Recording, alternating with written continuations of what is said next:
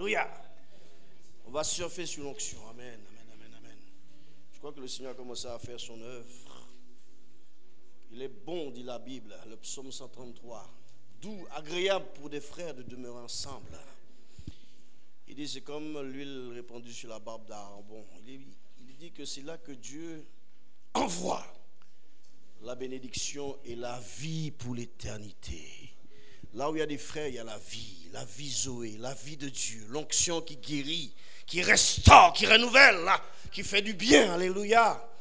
Dieu, il veut que nous puissions prospérer, que nous soyons en bonne santé. Santé de l'âme, santé de l'esprit, santé du corps. Et c'était pas dans ma pensée tout à l'heure, mais il y a une parole qui m'est venue. Genèse 1, verset 26. Genèse 1, verset 26. Dieu dit, faisons l'homme à notre image. L'image. Dieu dit, faisons l'homme à notre image. Qu'il nous ressemble en tout point. Et cette image a été écornée, défigurée.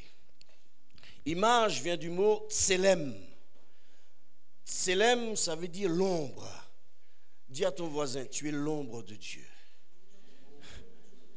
Quand tu passes, c'est Dieu lui-même qui passe.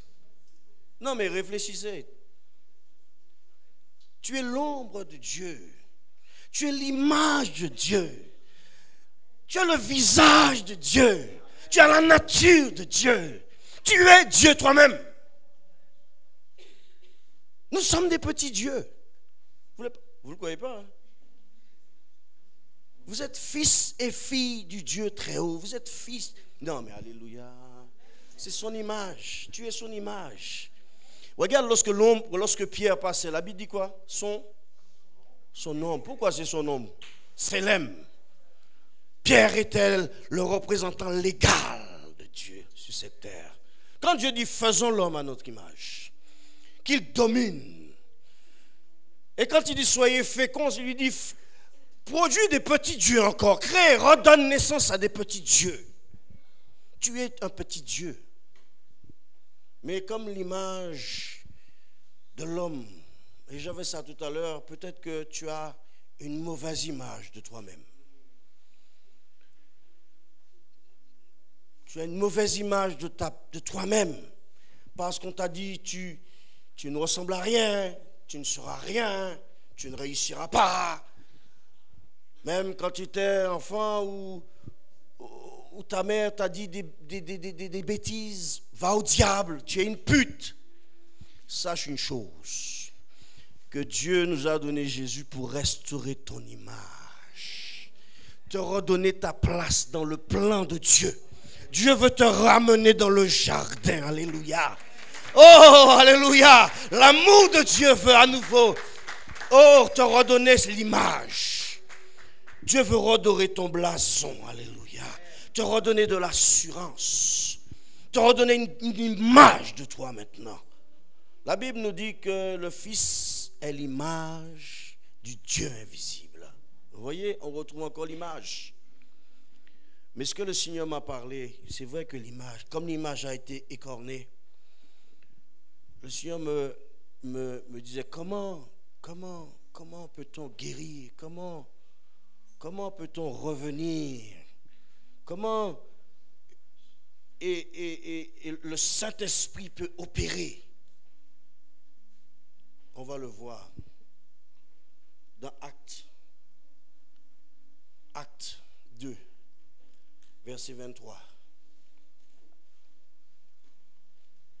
Comment un message d'un homme qui a renié Jésus quelques jours avant, comment cet homme a dit je ne connais pas Jésus, je ne connais pas cet homme.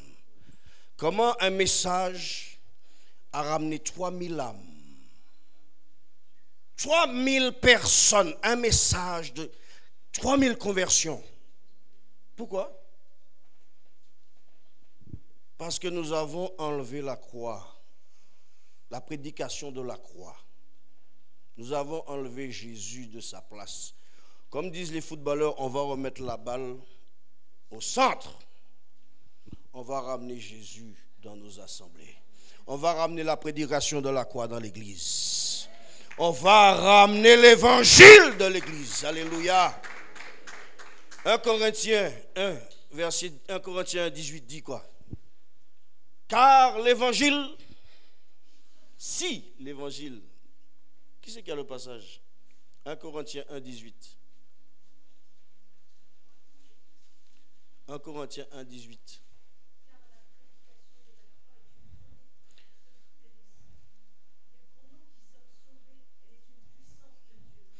Alléluia. Elle est la puissance de Dieu. Puissance vient du mot dunamis. Dunamis, qui a donné dynamis et qui a donné dynamite. Tu es de la dynamite ambulant. Alléluia. Que Dieu t'allume ce matin. Que tu sois un homme, une femme allumée. Que l'image que tu avais de toi soit restaurée. Que ton cœur qui était blessé soit guéri. Et que tu redeviennes cette dynamite. Alléluia. Que tu sois un problème pour le diable. Moi je dis Seigneur, prends-moi et jette-moi dans le camp du diable. Fais de moi un problème. Je viens d'une famille de sorciers. Mon père était sorcier. Mon grand-père était sorcier. Mon parrain, ils m'ont donné un parrain lorsque j'étais catholique, c'était un sorcier. Je viens d'une lignée de sorciers et j'étais destiné à devenir. Mais Dieu a dit, celui-là, je le garde. Alléluia. Je le mets à part. Alléluia. Celui-là, il est pour moi, dit Dieu. Alléluia. Et Dieu dit non. Lui, c'est mon évangile qui va prêcher. Lui, il dit, celui-là, je l'ai gardé précieusement. Alléluia. Nous avons eu des bagarres, des combats. Les sorciers nous ont attaqués. La famille nous a attaqués. Mais dans toutes ces choses, dit la Bible, il nous fait toujours triompher. 33 ans, nous marchons avec Dieu, alléluia, parce qu'il a restauré son image, l'image de son fils. Et comment un message, a emmené 3000 âmes, 3000 âmes, parce qu'il y a les 5 points, il y a 5 points dans cet évangile. Qui c'est qu'il a? Acte 4, acte 2, verset 23. Acte 2, verset 23. Les 5 points de la prédication de la croix. 5. Pierre les a énumérés, les 5. Lorsque ces hommes ont entendu cette parole, ils ont dit, frères, que ferons-nous? Ils eurent le cœur vivement touché. Vous voulez toucher les gens? Vous voulez que les gens viennent dans l'église, soient touchés? Ramenons la croix au centre. Alléluia. Ramenons l'évangile au centre. Donne-moi Acte 2, 23. On va aller pas à pas. Cet homme, livré selon le dessein arrêté et selon la prescience de Dieu, vous l'avez crucifié.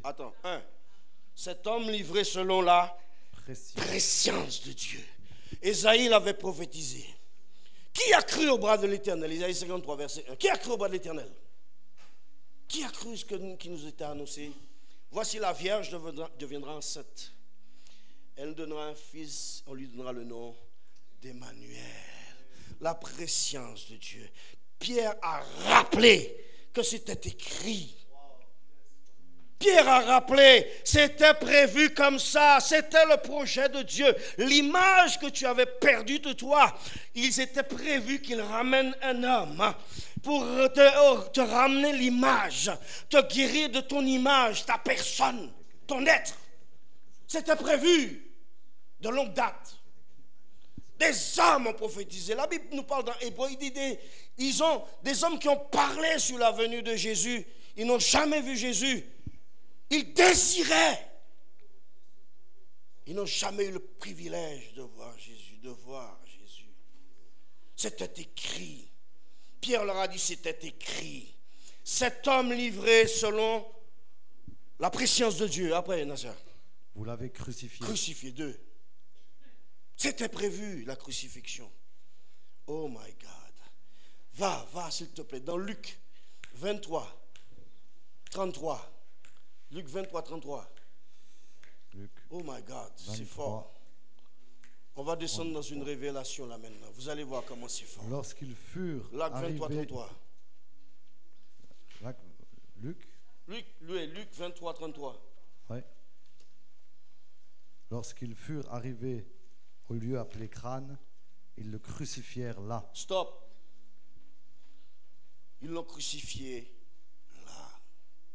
Pourquoi ils ne l'ont pas crucifié là-bas? Pourquoi ils ne l'ont pas crucifié là-bas? Ils l'ont crucifié. Ils l'ont crucifié là. Pourquoi là? Pourquoi c'est là? Lisez la Bible. La Bible, il n'y a pas un verset qui est écrit par hasard. Ils l'ont crucifié là. Pourquoi là? Là, c'était le lieu du crâne. Le calvaire. C'était un lieu où la mort régnait. Alléluia. C'est là qu'on tuait les gens. Et le père dit qu'il faut que mon fils meure. Où ça? Aïe, aïe, aïe. Là, la mort avait un problème. La mort a senti sa défaite. Le père dit, c'est là où le haut lieu de la mort a sa place que moi, je veux faire descendre mon fils. Alléluia. Tout ça pourquoi? Pour que ton image soit restaurée. Ton ministère soit rétabli.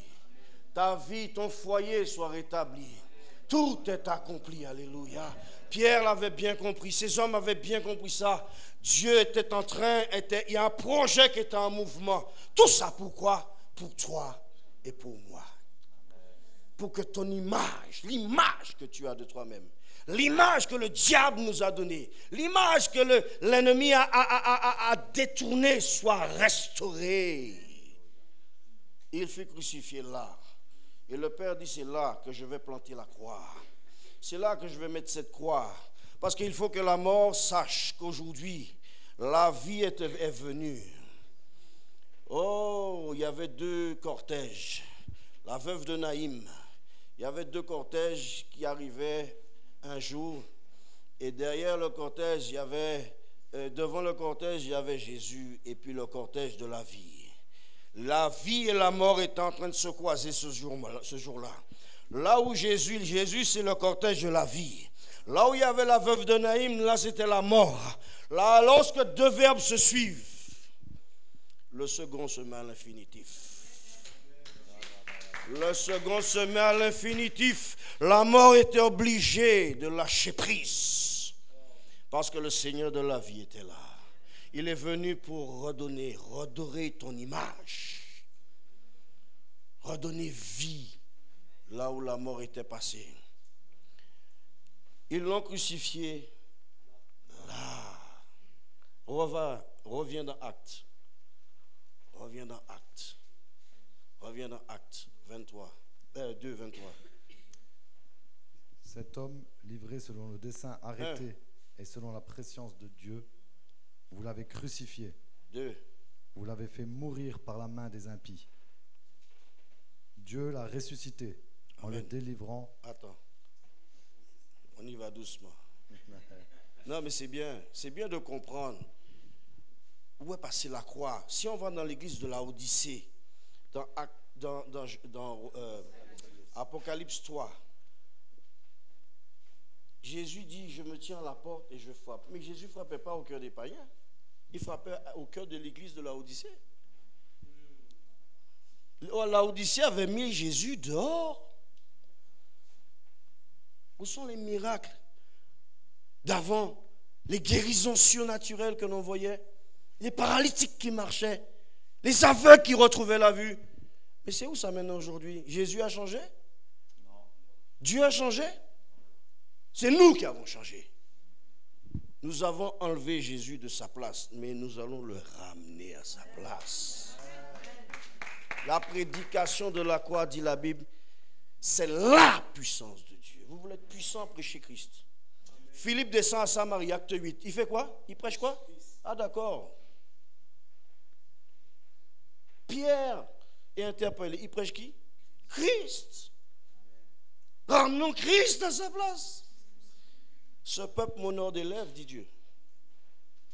Mais son cœur est éloigné. Son cœur n'est pas avec moi. Revenons au Seigneur. Revenons à la croix. Revenons à la prédication de la croix. Revenons aux actes des apôtres. Revenons. Merci, Philippe. Gloire à Dieu. Et lorsque la Bible dit, on était dans Acte 2, ils l'ont crucifié. Alléluia. Mais entre sa mort et sa résurrection, il s'est passé quelque chose. On va voir ça. C'est merveilleux. Il est mort, mais la Bible nous envoie dans le livre de Pierre. Je crois que c'est Pierre. 1 Pierre 3, 18. Alors lui, il est là, à la croix. Ils ont crucifié le Seigneur de la vie. Le Seigneur de la vie. Ils l'ont crucifié pour toi et pour moi. Lui, qui n'avait ni beauté d'Ésaïe, pour attirer nos regards, Ésaïe 53. Il n'avait ni beauté ni éclat, mais c'était Jésus le Seigneur de la vie. Il a dit alors quoi, Père, pardonne-leur parce qu'ils ne savent pas. Il a dit Jésus au Père, pardonne Max, pardonne Daniela, pardonne Jude, pardonne Michel, pardonne Nasser, pardonne-leur parce qu'ils ne savent ce qu'ils font, parce qu'ils voulaient redorer notre image. Et pendant, tu l'as, Pierre, 2 Pierre, 1 Pierre 3, 18.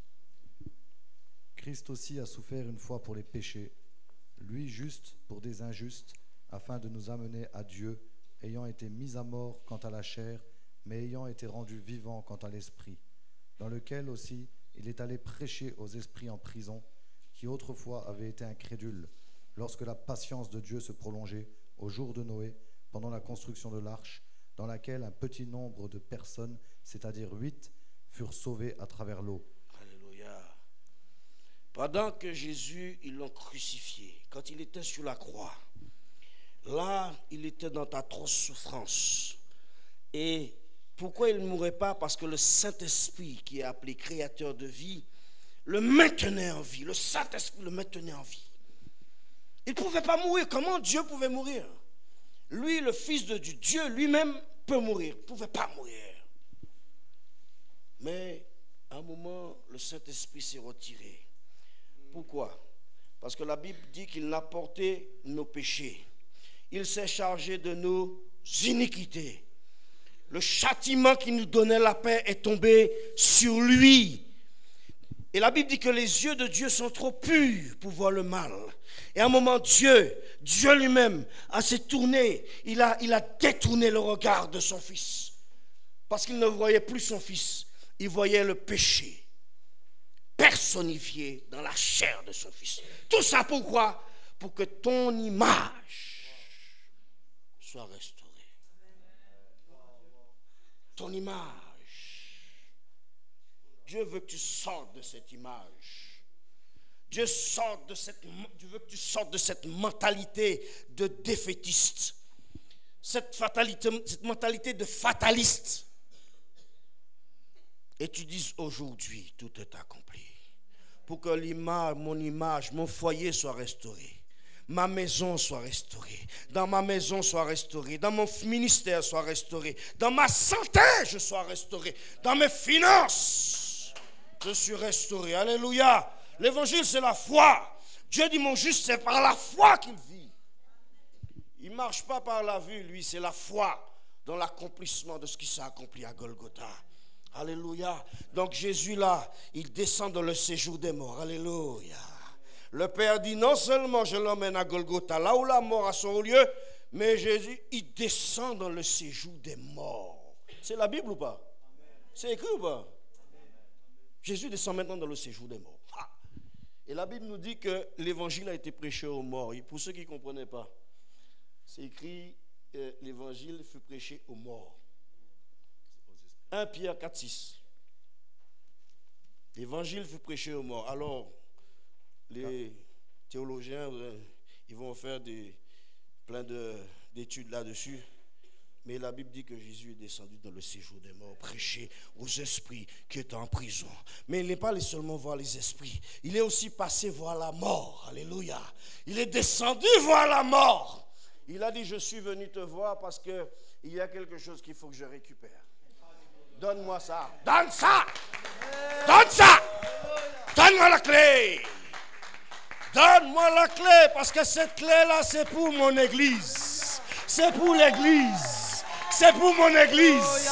C'est pour mon épouse. Alléluia. Je veux lui donner cette clé.